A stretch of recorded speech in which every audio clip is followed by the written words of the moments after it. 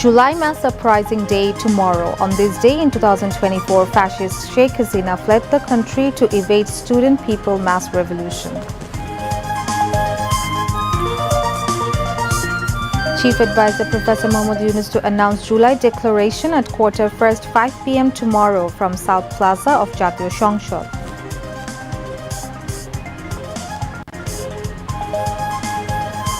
Efforts on to preserve artworks, images and memories of July Mass Uprising to keep the spirit of July Uprising live in people's mind, says Information and Broadcasting Advisor Mahfouz Alam. Witnesses testify for a second consecutive day in International Crimes Tribunal in Crimes Against Humanity case against Sheikh Hasina. Strengthening economy and improving standard of living of common people is BNP's prime goal, says BNP Acting Chairman Tariq Rahman. 94 more Palestinians, including 29 aid seekers, killed in Israeli attacks in Gaza in the last 24 hours. Dozens of migrants die in boat capsize off coast of Yemen, 68 bodies recovered. And in Lauderhill, USA, Pakistan win series by 2-1, beating West Indies by 13 runs in final T20 of 3-match series. Assalamu alaikum, I'm Tasnuwa Taslim. We've just heard the headline, now moving on to the details. Welcoming you to News at 10. Tomorrow marks 36 July, the July Mass Uprising Day. On this day in 2024, facing a student people's movement, the fascist Sheikh Hasina was forced to resign and flee the country. Various programs have been taken to observe the day with due honor. On Manik Mia Avenue in the capital, the Ministry of Cultural Affairs has arranged day-long events to celebrate 36 July. Chief Advisor Professor Mohammad Yunus will present July Declaration at 5:15 p.m. in the function. On Saturday afternoon, in a Facebook post, Press Secretary to the Chief Advisor Shafiqul Alam wrote, "In the presence of all parties involved in the mass uprising, the July Declaration will be presented before the nation. Government holiday tomorrow." As part of the 36 July celebrations, wreaths will be laid at July Martyrs' memorials in all 64 districts at 9 in the morning. Prayers will also be held at all religious centers across the country. People from various parts of the capital will march in victory processions to converge on Manik Mia Avenue. The event will begin at 11 a.m. with various musical performances. At 2:25 p.m., the moment of fascist flight will be commemorated. After the observance of the flight moment, the concert will resume. In the evening, in front of the National Parliament building, thousands of voices will join together to sing the iconic July song, Koto Biplobi Bondhur Rokte Ranga. After the reading of the July Declaration at 5 p.m., the concert will continue, followed by a special drone drama performance. Meanwhile, on the eve of the day, Chief Advisor Professor Mohammad Yunus issued a message. In his message, the Chief Advisor extended his heartfelt congratulations to the people of Bangladesh, whose united struggle brought about this historic achievement. He said, "The sacrifice of thousands has gifted them this rare opportunity for national reform, and all must protect it at any cost." Professor Mohammad Yunus has called upon all to come forward towards building a Bangladesh together where tyranny will never rise again. Information Broadcasting Advisor Mahfouz Alam said the student people-led country had valiantly fought against the autocratic ruler to eliminate fascist rule. Their bravery and courageous role led to the downfall of the Sheikh Hasina government, he added. The Information Advisor was addressing the launching ceremony of the book Tarunnir Sriti, organized by Department of Films and Publications DFP in the capital today. Mahfouz Alam said memories of those who took part in the July-August mass uprising would be preserved and the nation would be built in line with their dreams. Information and Broadcasting Secretary Mahbooba Farzana and later the advisor joined the closing session of a 3-day basic journalism training course for students injured during the July mass uprising organized by Press Institute of Bangladesh (PIB). Speaking at the event, the information advisor said the injured participants of the July mass uprising would be honorably rehabilitated. PIP Director General Farooq Wasif and senior officials were also present.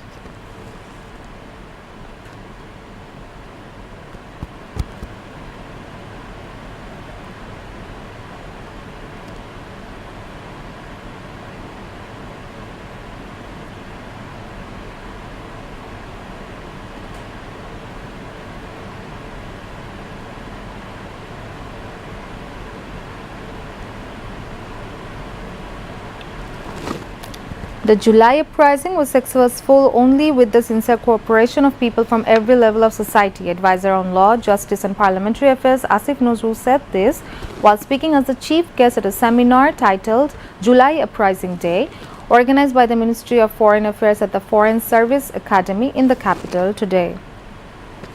He said that for the last 15 years, the people of Bangladesh have not yet been able to exercise their voting rights. Speaking at the event, Foreign Affairs Advisor Mohammad Tawheed Hussain said that the July movement has opened the door to new possibilities for the nation. He called upon everyone to work responsibly to uphold this glorious achievement. Foreign Secretary Asad Alom Siam and senior officials of the ministry were present.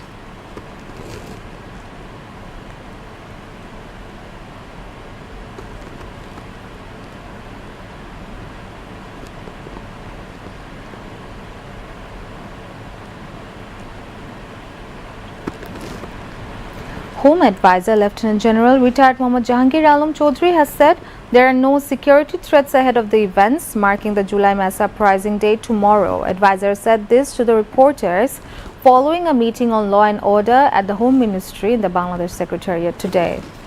The advisor said the government is on high alert. By the grace of Almighty Allah, all types of events and programs will be held peacefully with the cooperation of everyone, he said. Jahangir Alam said that the government is alert about everything for which many meetings are being held and cooperation of all concerns is sought. In response to a question about the government special campaign, the advisor said the ongoing special anti-criminal operation will continue until the national election. Speaking about juvenile crimes, Jahangir said that the trend of juvenile crime is high in the capital's Mohammadpur area. He, however, stressed social awareness to check the crimes. In response to another questions about mob violence, the advisor said that mob violence has decreased from the past. Senior Secretary of the Home Ministry Nasimul Ghoni, Director General of Bangladesh Ansar and Village Defence Force Major General Abdul Mottaleb Sajjad Mahmud, among others, were present.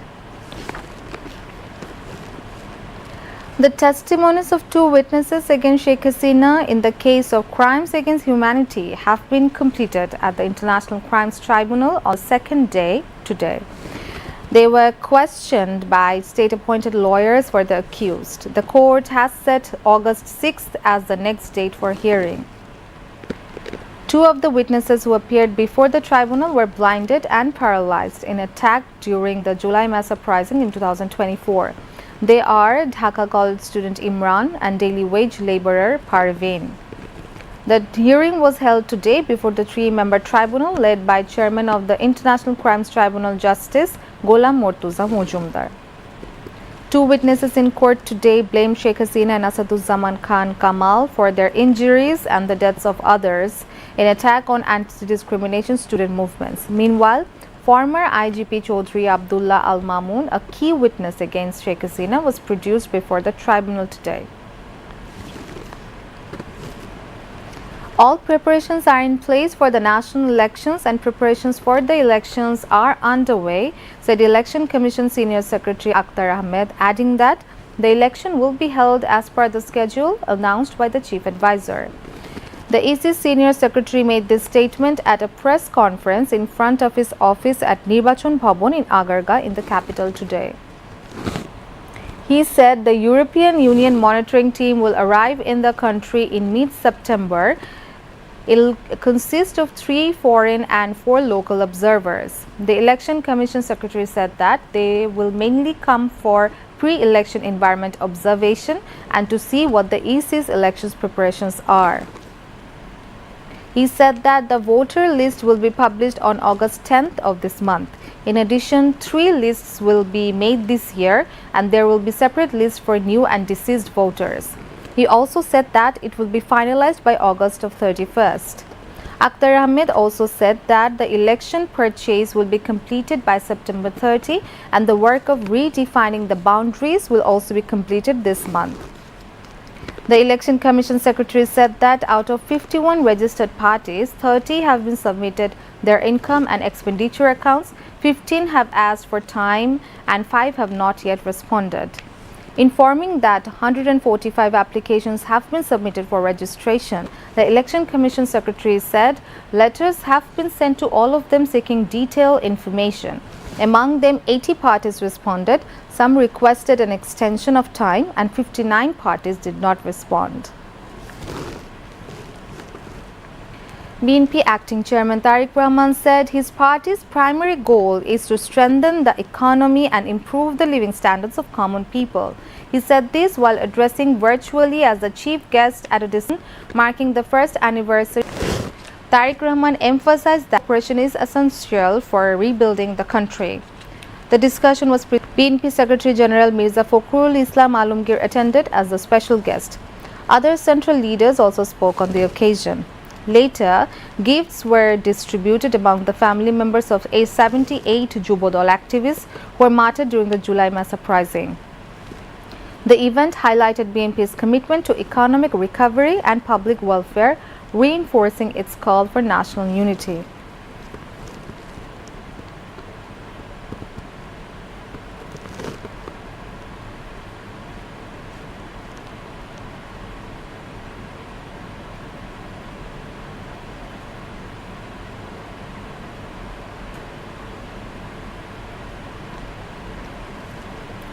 BNP Standing Committee member Salahuddin Ahmed has said the BNP is ready to sign the July Charter at any time. He said July Declaration holds significant historical and political value. He made the remarks while talking to the journalists at his residence at Gulshan in Dhaka today. Salahuddin criticized attempts to spread confusion, suggesting that the BNP is not cooperating on the July Charter. He termed such efforts as deliberate and reflective of political inferiority. He said BNP had responded to the draft proposal back in February.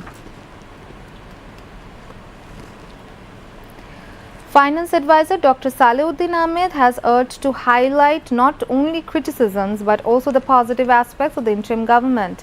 He made the call while speaking at a seminar on income tax, VAT and customs activities under the 2025-26 national budget organized today in Dhaka by the National Board of Revenue (NBR). The event was chaired by NBR Chairman Abdur Rahman Khan, while Economic Reporters Forum President Daulat Akhtar Mala also spoke. Dr. Salahuddin said those who fail to see the government's developments or reforms lack true insight. We must not focus solely on mistakes and negative aspects. It's equally important to recognize the good efforts. He emphasized that NBR has a reputation for integrity and advised that this should be preserved. He added there are many economists who only highlight the government's shortcomings, always saying that this is missing, but attention must also be paid to the positives.